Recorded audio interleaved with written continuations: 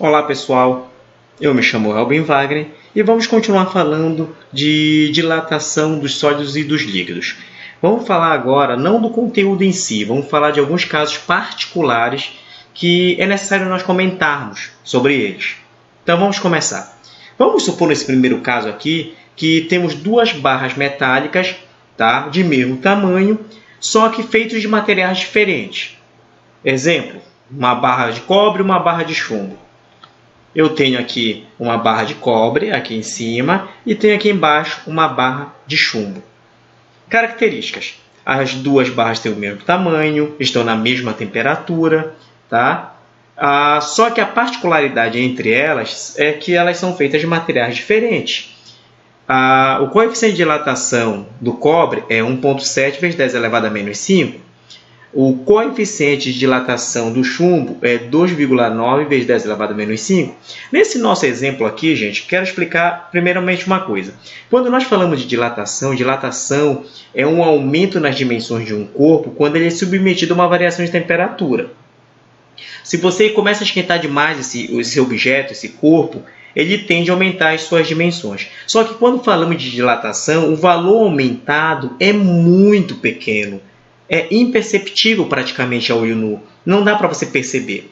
Nos nossos exemplos que eu vou colocar agora, vou colocar um desenho que mostra uma dilatação bem maior, que é justamente para nós visualizarmos melhor o aumento do objeto, a dilatação em si, tá? Para efeito didático, para que haja uma compreensão mais fácil.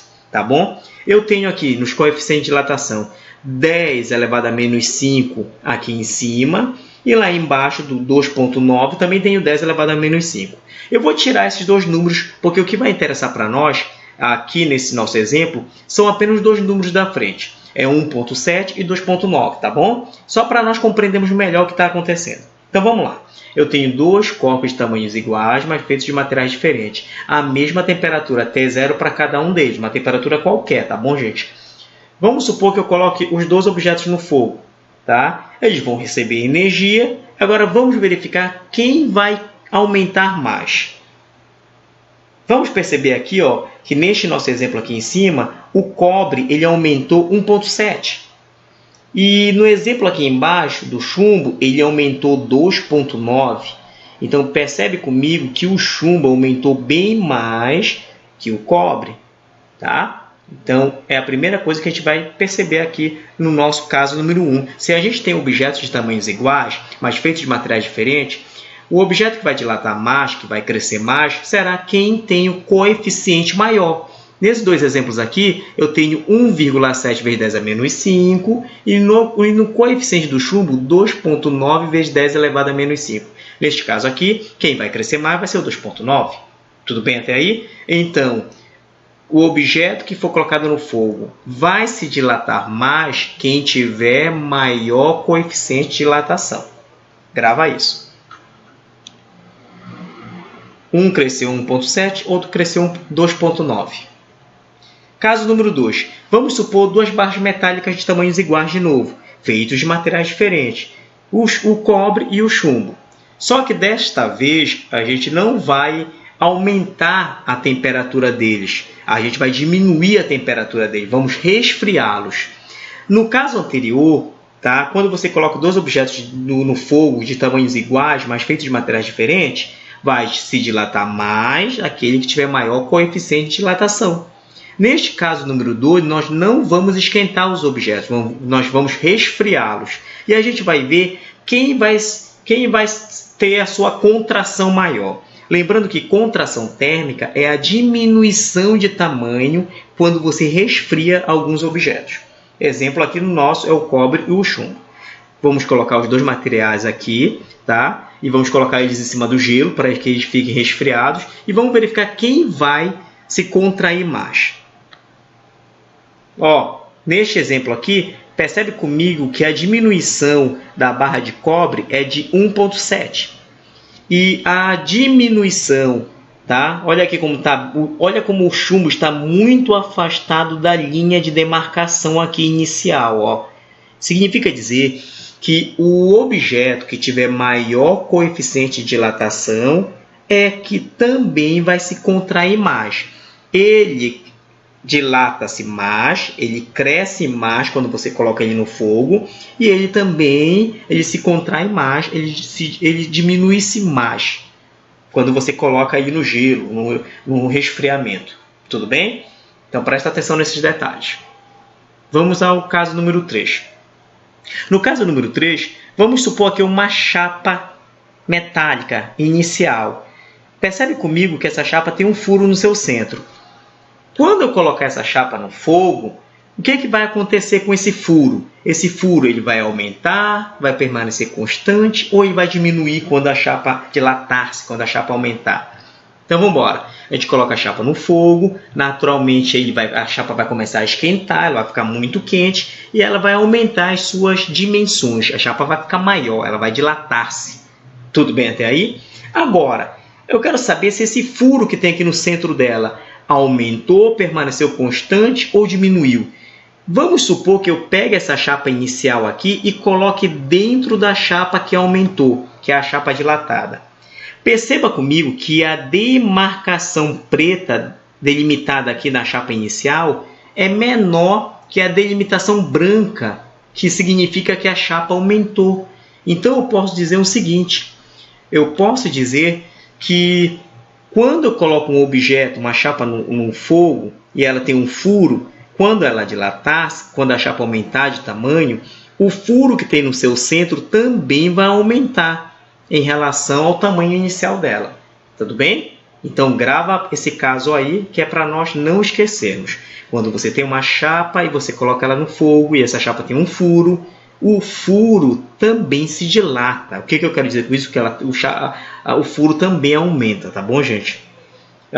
Se for na contração térmica, se você resfriar a chapa, tá? O furo diminui, tá? Se nós estivéssemos falando de contração térmica. Agora, caso número 4, lâmina bimetálica no aquecimento. Gente, duas lâminas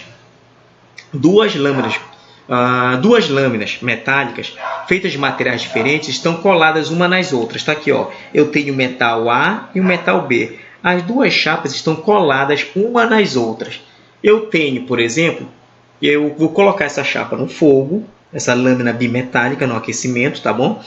Eu tenho que o coeficiente da chapa A é de 2,9 vezes 10 a menos 5. E o coeficiente da chapa B é de 1,7 vezes 10 a menos 5.